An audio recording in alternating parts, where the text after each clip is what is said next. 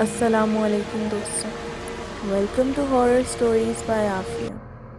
Horror stories by Afia میں ایک نئی سٹوری کے ساتھ میں حاضر ہوں۔ امید کرتی ہوں آپ لوگ جہاں کہیں ہوں گے خیر خیریت سے ہوں گے اور خوش ہوں گے۔ میری یہ دعا ہے کہ اللہ پاک آپ کو ڈھیروں خوشیوں سے نوازے اور آپ کو کسی کا محتاج نہ کرے اور آپ کو اپنے حفظ و امان میں رکھے۔ دوستوں، یہ واقعہ ہمارے ساتھ کسی نے شیئر کیا ہے، تو آئیے سنتے ہیں واقعہ کہ آخر ان کے ساتھ ایسا کیا ہوا۔ دوستوں، اس واقعے کا ٹاپک ہے وہ کون تھی۔ تو آئیے بڑھتے ہیں واقعے کی جانب بنا کسی دیری کے۔ راستے پر آہستہ سے چلتے ہوئے جیسے ہی مزار کا گنبد نظر آنے لگا، میرے قدموں میں تیزی آ گئی۔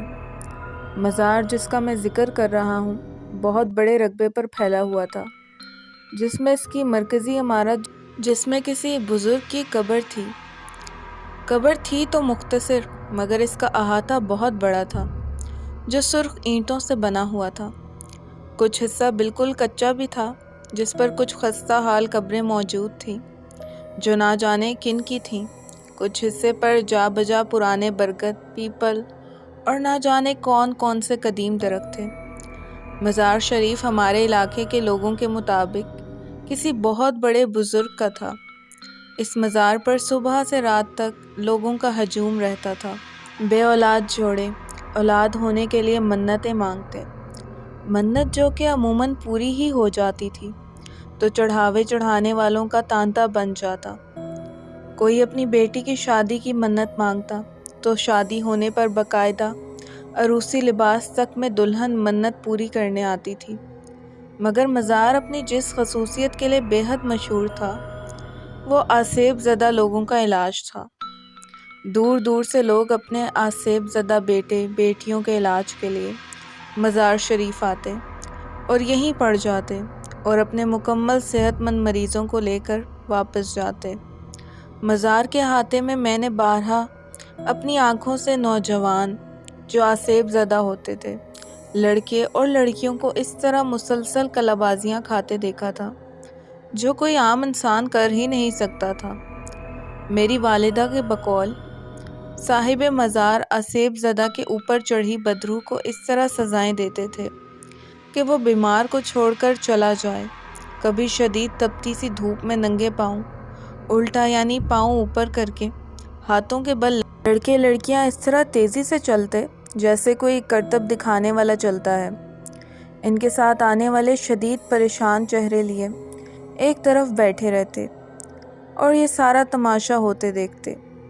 ہم یعنی میں اور میرے کچھ دوست اس وقت بالکل نوجوان تھے۔ ہمارے لیے ان مناظر میں بے حد کشش ہوتی تھی۔ اکثر اوقات کوئی نوجوان آسیب زدہ لڑکا یا لڑکی مسلسل تکرار کرتا سنائی دیتا، نہیں جاؤں گا، نہیں جاؤں گا۔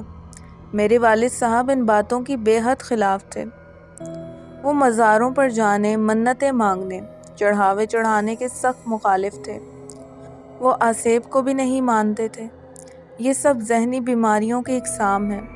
وہ یہ بھی پسند نہیں کرتے تھے کہ میں یا میری امی کبھی مزار پر جائیں۔ مگر مزار میرے کالج کے عین راستے میں پڑتا تھا۔ کالج آتے جاتے اس کے احاطے پر نظر پڑنا لازمی بات تھی، اور احاطے میں آسیب زدہ نوجوانوں کی ایسی حرکات جو کوئی بڑا کرتب باز بھی مشکل کر پائے، ان میں میری دلچسپی ظاہری بات تھی۔ ایسے ہی ایک دن جب میں کالج سے واپس آ رہا تھا تو اس پر میری نظر پڑی۔ وہ مزار کے باہر احاطے سے ہٹ کر جہاں اینٹوں کا فرش ختم ہو کر کچی زمین شروع ہوتی تھی بیٹھی ہوئی تھی۔ اس نے اپنے سر پر دوپٹہ اوڑھ کر اپنے ارد گرد اچھی طرح لپیٹا ہوا تھا، مگر پھر بھی خود اندازہ لگایا جا سکتا تھا کہ وہ بالکل جوان لڑکی ہے۔ اس نے اپنی ہتھیلیاں آپس میں جوڑی ہوئی تھیں۔ چہرے کا زیادہ حصہ دوپٹے میں چھپا ہوا تھا، مگر جتنا حصہ نظر آ رہا تھا وہ بے حد گورا اور خوبصورت تھا۔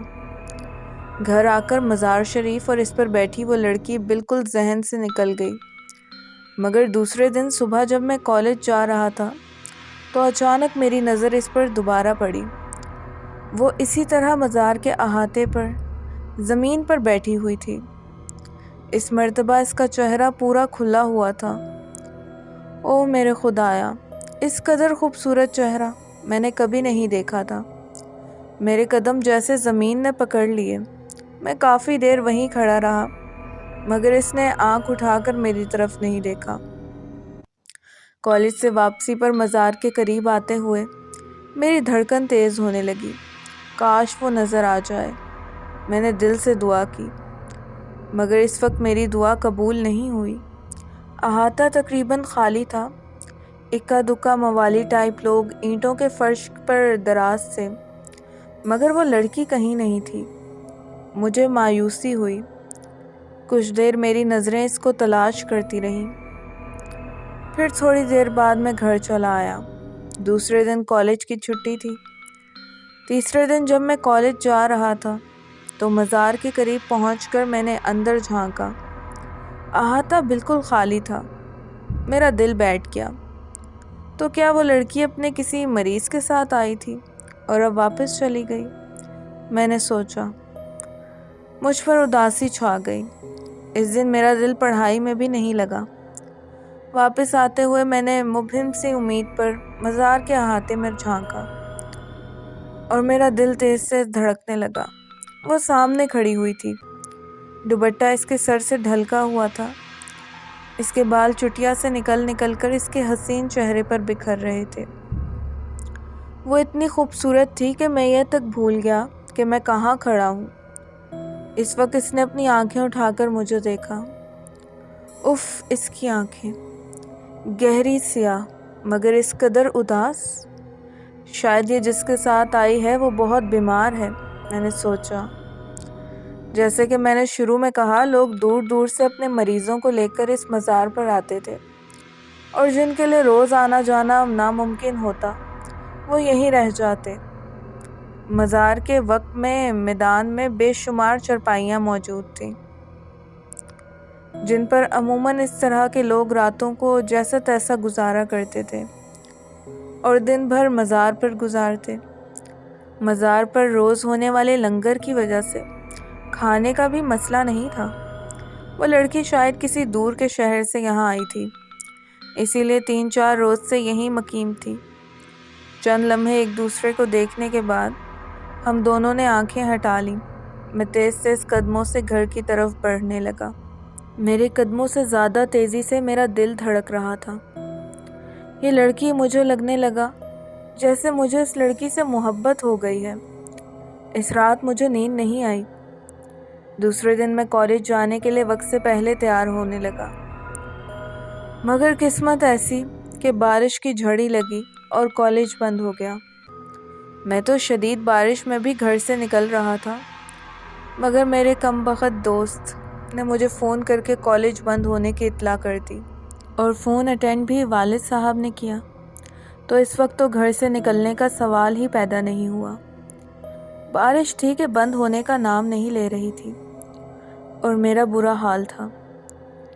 کہیں ایسا نہ ہو وہ لڑکی اپنے گھر واپس چلی جائے، میں کبھی اس کو دیکھ نہ سکوں، اس سے بات بھی نہ کر سکوں۔ میرا دل ڈوبنے لگا۔ نہیں، کچھ بھی ہو مجھے اس سے بات کرنی ہے۔ اس کا پتہ ہو سکے تو فون نمبر لینا ہے۔ میں نے پکا ارادہ کر لیا۔ شام تک میرا صبر جواب دے گیا اور میں دبے پاؤں گھر سے نکل آیا۔ صبح سے تیز بارش اب بوندا باندی میں تبدیل ہو گئی تھی، مگر تیز سردی اور ٹھنڈی ہواؤں کی وجہ سے سڑکیں سنسان پڑی تھیں۔ میں نے تیز قدموں سے راستہ عبور کیا۔ مزار تقریباً اندھیرے میں ڈوبا ہوا تھا۔ لائٹ گئی ہوئی تھی، اور بارش ہونے کی وجہ سے اور ہوا چلنے کی وجہ سے چند ہی چراغ جل رہے تھے، ورنہ تو اس قدر چراغاں ہوتا تھا کہ رات بھی دن محسوس ہوتا تھا۔ میں نے اندر نظر ڈالی۔ کچی زمین بارش کے پانی کی وجہ سے کیچڑ بنی ہوئی تھی۔ سرخ اینٹوں کا فرش دور تک خالی پڑا تھا۔ میرا دل بیٹھنے لگا۔ ایک امید کے طور پر میں مزار کے عقب کی طرف چلا گیا، جہاں بڑے سے میدان میں دور سے آنے والے لوگوں کے لیے چارپائیاں پڑی ہوئی تھیں۔ میدان بالکل خالی تھا۔ چارپائیاں دیوار سے لگا کر کھڑی کر دی گئی تھیں، حتیٰ کہ آج تو کوئی مجاور بھی نظر نہیں آ رہا تھا۔ میرا دل رونے کو چاہنے لگا، تو گویا وہ چلی گئی، وہ واپس چلی گئی۔ نہ میں اس سے مل سکا، نہ بات کر سکا۔ رنج سے میرا برا حال تھا۔ مرے ہوئے قدموں سے میں مزار سے نکلنے لگا۔ میری نظر مزار شریف کی عمارت پر پڑی، مرکزی عمارت جس میں قبر شریف موجود تھی۔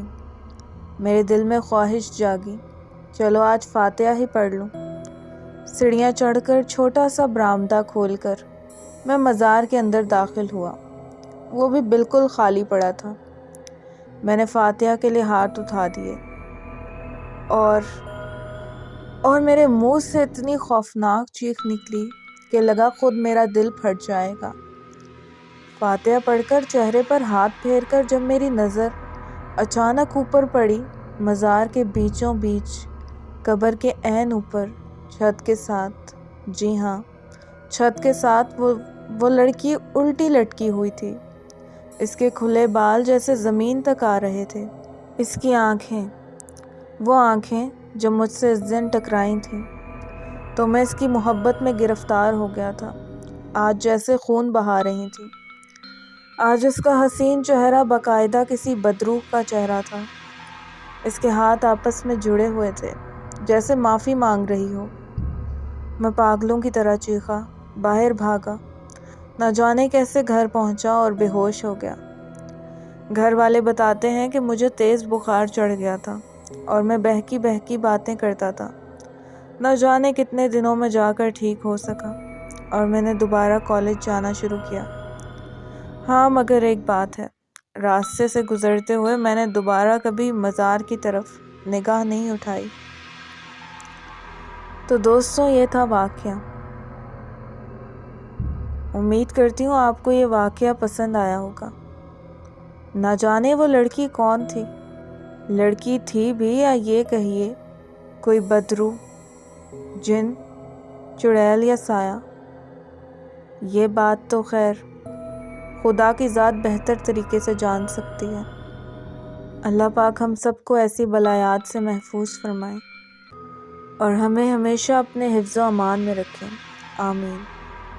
دوستوں، کہانی سنانے میں مجھ سے کوئی غلطی ہو گئی ہو تو اس کے لیے معذرت۔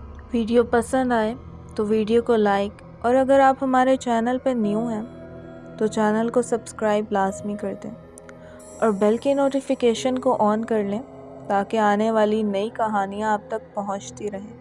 ملتے ہیں ایک نئی کہانی کے ساتھ۔ اپنا ڈھیر سارا خیال رکھیے گا۔ اس ناچیز کو بھی دعاؤں میں یاد رکھیے گا۔ تب تک کے لیے فی امان اللہ۔